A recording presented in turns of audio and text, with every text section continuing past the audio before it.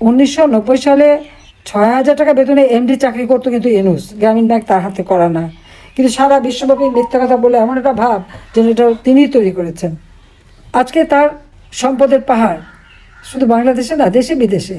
পূর্বাঞ্চলে ইউনূস তো যা করে তার হয় ট্রাস্ট না ফান্ড একটা কিছু করে সেখানে 68 একরের বেশি জমি ইউনূসের সেখানে নেওয়া আছে এবং সেখানে একটা রিসোর্ট করা আছে, তার নাম হলো নিসর্গ।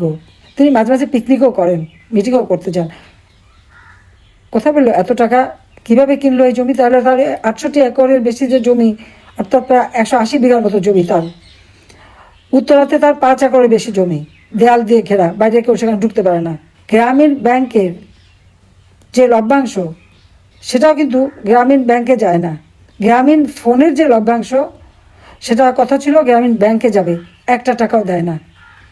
শ্রমিকের অর্থ আত্মসাৎ করেছে, শ্রমিকরা মামলা করেছে, শ্রমিক আদালতে সাজাপ্রাপ্ত আসামি হচ্ছে ইউনূস। শুধু তাই না, গ্রামীণ ব্যাংকের সমস্ত টাকা সরিয়ে গ্রামীণ কল্যাণ নামে একটা ফান্ড করে সেখানে সেই টাকা রাখা। আবার গ্রামীণ কল্যাণ ফান্ড থেকে টাকা দেওয়া হয় গ্রামীণ ব্যাংকের 2% সুদে। অত টাকা কিন্তু গ্রামীণ ব্যাংকের। সেবার নাম করে গ্রামীণ মানুষকে সেবা দেবে এই নাম করে সারা বাংলাদেশের বিভিন্ন এলাকায় 6,000 কোটি টাকা জমি ক্রয় করেছে। কয়টা মানুষকে স্বাস্থ্যসেবা দিয়েছে, কয়টা মানুষের সেবা দিয়েছে আমরা কমিউনিটি ক্লিনিক করে জনগণের দুর্গায় স্বাস্থ্যসেবা পৌঁছে দিয়েছি। 30 প্রকার ঔষধ আমরা বিনামূল্যে দিচ্ছি। এখন আবার শুনছি যে সেই জমিটাকে বিক্রি করবে, কারণ সে টাকা পাচার করবে। গ্রামীণ টেলিকম নামক একটা কোম্পানি সেই টাকা গ্রামীণ টেলিকম ট্রাস্ট নামে একটা ফান্ড করে সেখানে রাখা থাকে।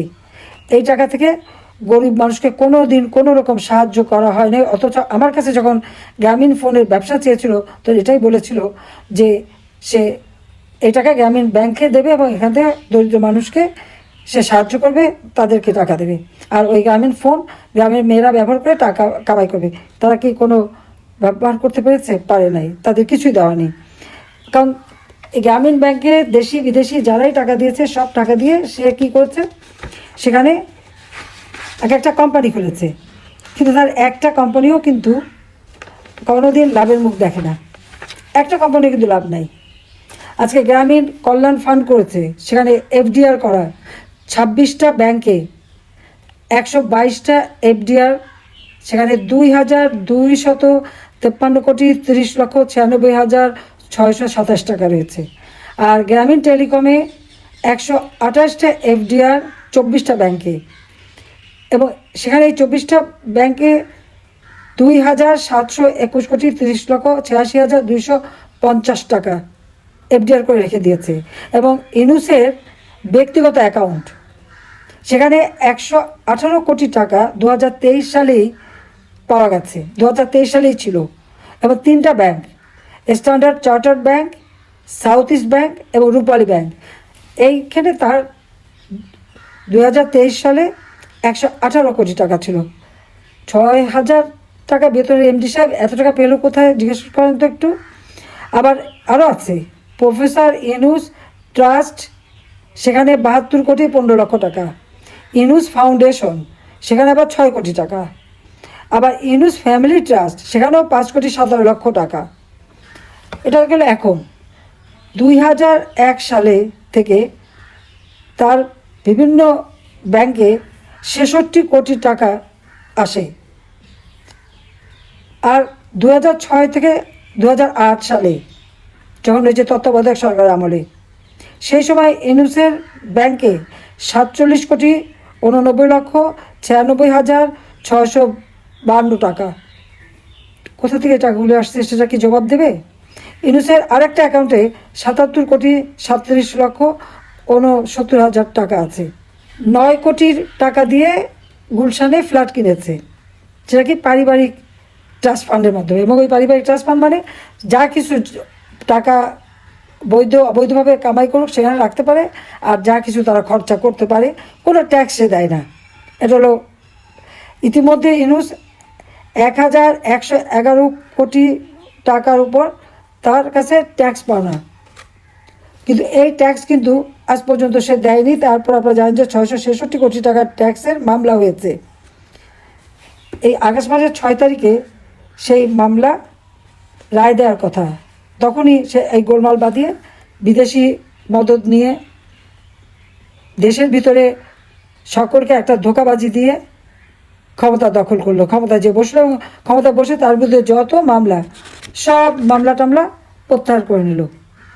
এখন তো আরও খবর পাওয়া যায় ইউনূস এবং তার সাঙ্গপাঙ্গরা এই সমস্ত অর্থ, আমি 7,97,000 কোটি টাকা বাজেট দিয়ে আসছি। আমার সামাজিক নিরাপত্তা 116টা প্রজেক্ট, বয়স্ক ভাতা, বিধবা ভাতা, প্রতিবন্ধী ভাতা, এমনকি মুক্তিযোদ্ধাদের ভাতা সব দিচ্ছে না। এই টাকাগুলি কোথায় গেল? আমার বাংলাদেশের ছাত্রছাত্রীদের আমরা বৃত্তি দিই, উপবৃত্তি দিই এবং উচ্চশিক্ষা বৃত্তি দিই, সেই টাকা বন্ধ। 1 কোটি পারিবারিক কার্ড করলাম টিসিবির মাধ্যমে, যাতে করে 30 টাকা কেজির চাল এবং অল্প দামের ডাল, তেল, চিনি কিনতে পারে, সেই ব্যবস্থা আমরা করেছি। সেখান থেকে প্রায় 43 লাখ কার্ড বাতিল। তো ওই টাকাগুলি কোথায় গেল? আর এখনও সে টাকা কোনো হিসাবই নাই, আর মানুষ আজকে হাহাকার করে বেড়াচ্ছে। আপনারা দেখেছেন, মানুষ যখন টিসিবির ট্রাকে স্বল্প মূল্যে চাল, ডাল, তেল, চিনি কেনার জন্য মানে হাহাকার করছে, ছুটছে, হ্যাঁ, সেখানে আমরা দেখি যে একটা নতুন দল বানিয়েছে তারা, কি তাদের সমন্বয়ক আরও ছাত্রদের দিয়ে রাজনৈতিক দল। সেই দল আবার হোটেল ইন্টারকন্টিনেন্টালে ইফতার পার্টি দিল, সেখানে 1,300 লোকের দাওয়াত।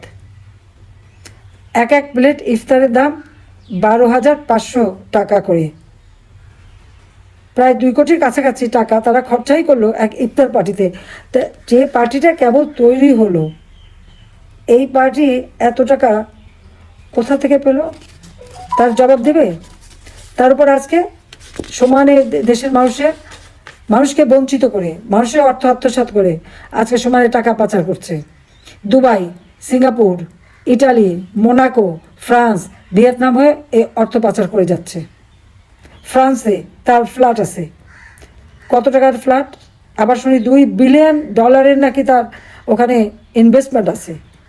ইটালিতে তার ইনভেস্টমেন্ট, আমেরিকা ইনভেস্টমেন্ট এবং অন্যান্য আফ্রিকান কান্ট্রি, পৃথিবীর বিভিন্ন দেশে তার সামাজিক ব্যবসায় আর বিভিন্ন ইনভেস্টমেন্ট, হাজার হাজার কোটির টাকা। কাদের টাকা?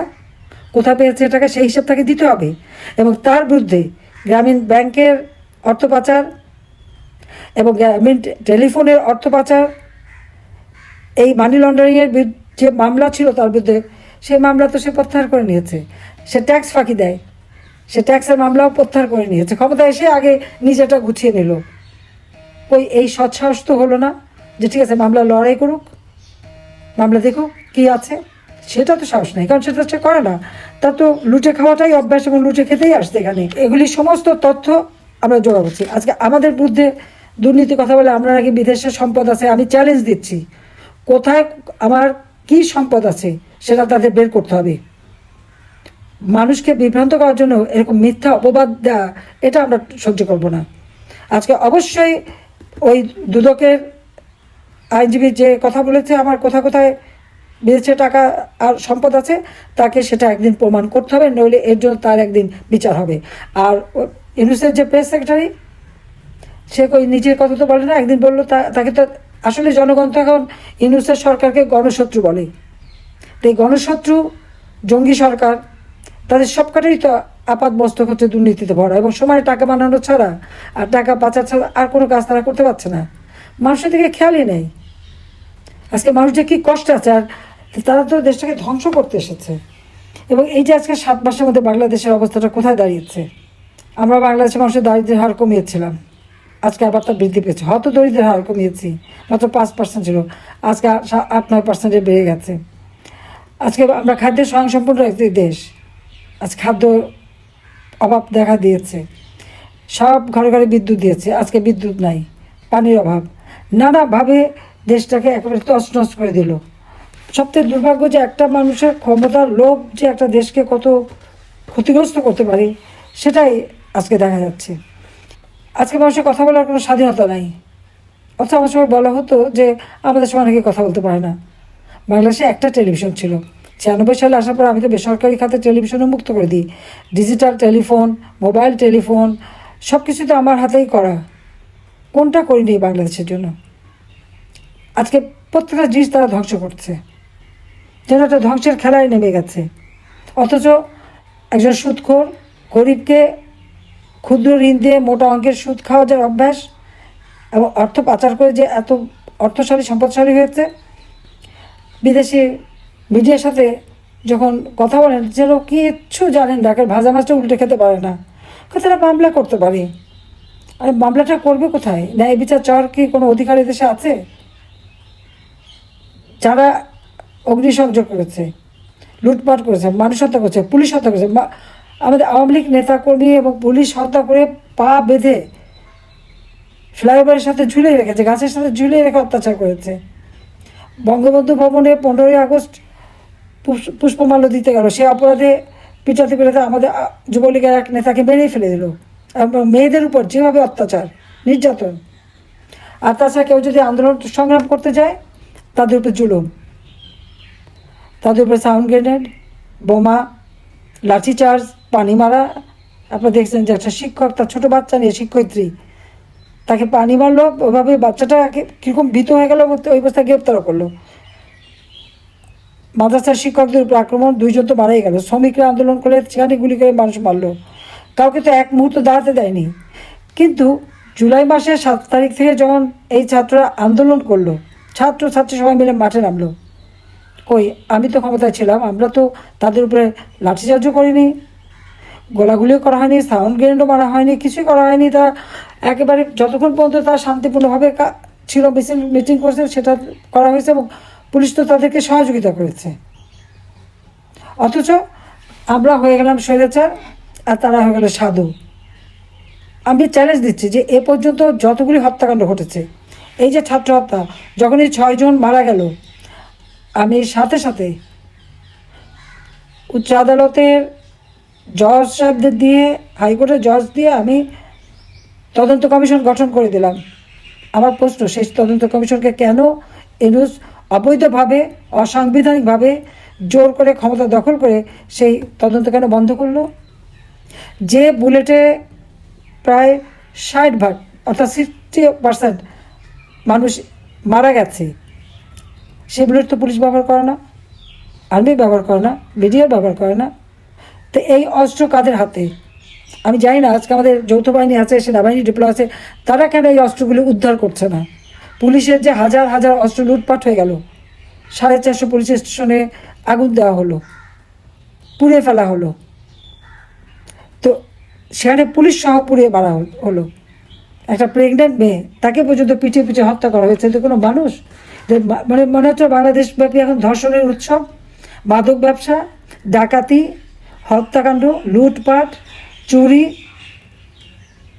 যে কেউ যে কোনো বাড়ি ঢুকে যাচ্ছে, লুটপাট করে নিয়ে যাচ্ছে। কি তারা ছাত্র, তারা সমন্বয়, তাদের সব অধিকার আছে। এই অধিকার তাদের কী দিল? আর মব জাস্টিসের নামে মানুষ মারা, আইন কারো হাতে, নিজের হাতে তুলে নেওয়া, এটা সম্পূর্ণভাবে অনৈতিক এবং এগুলি ফৌজদারি অপরাধ। কিন্তু কে বিচার করবে? যত অপরাধীদের তো জেলখানা থেকে মুক্তি দিয়ে দিয়েছে, যেখানে কোনো বিচার আচার নাই, কিচ্ছু নাই, সামাজিক নিরাপত্তা নাই, সাংস্কৃতিক স্বাধীনতা নাই, খেলাধুলা সব শেষ, অর্থনীতি একেবারে ধ্বংসের মুখে, নিত্য প্রয়োজনীয় জিনিসের দাম বেড়ে গেছে, মানুষের ক্রয় ক্ষমতা নাই, মানুষের কাজ নাই, একটার পর একটা ইন্ডাস্ট্রি বন্ধ, গার্মেন্টস ইন্ডাস্ট্রি থেকে শুরু করে সব বন্ধ। আর আওয়ামী লীগ নেতাদের যত ইন্ডাস্ট্রি যা ছিল সেগুলো এমনিই ধ্বংস করে দিয়েছে, গোটা বন্ধ করে দিচ্ছে। আজকে হাজার হাজার শ্রমিক বেকার, দিনমজুর কাজ পায় না। এই অবস্থা সারা দেশে চলছে। কাজেই এইভাবে আমরা রক্ত দিয়ে কেন আমাদের স্বাধীনতা, অর্থনৈতিক উন্নয়নের দিক থেকে যে দেশ উন্নয়নশীল দেশের মর্যাদা পেয়েছে, সেই দেশকে আমরা ধ্বংস হতে দিতে পারি না। জাতির পিতা বঙ্গবন্ধু শেখ মুজিবের স্বপ্ন, ক্ষুধা দারিদ্র্যমুক্ত উন্নত সমৃদ্ধ সোনার বাংলাদেশ, যা আমরা ঘোষণা দিয়েছিলাম 2041 সালের মধ্যে স্মার্ট বাংলাদেশ গড়ে তোলা, ইনশাল্লাহ আমরা তা করতে পারবো। তার আগে এই দুঃশাসন থেকে, এই খুনি ইউনূসের হাত থেকে দেশকে বাঁচাতে হবে। তার জন্য যে যেখানে যেভাবে পারেন, জনমত সৃষ্টি করেন। মানুষই আমাদের একমাত্র শক্তি, আর কেউ না। কাজে সেই মানুষকে নিয়ে আমাদের নামতে হবে, বারবার মানুষকে নিয়েই কিন্তু ক্ষমতা এসেছে, এটা মাথায় রাখতে হবে। তো সবাই আপনারা ভালো থাকেন, সুস্থ থাকেন, সবাইকে রমজান মাসের মোবারকবাদ জানাই। জয় বাংলা, জয় বঙ্গবন্ধু, বাংলাদেশ চিরজীবী হোক। খোদা হাফিজ।